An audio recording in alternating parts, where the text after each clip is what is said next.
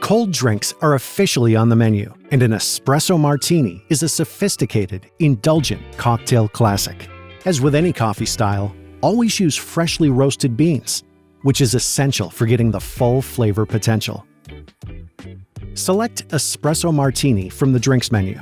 You'll see a handy recipe card that displays the recommended ingredients. After grinding, insert your portafilter into the grouphead. Using a Sage cocktail shaker is an ideal way to make an espresso martini. However, if you don't have one, start with an espresso glass, placing it under the portafilter. Brew a double shot of espresso and wait for extraction to complete. If you're using a separate shaker, now is the time to transfer your espresso.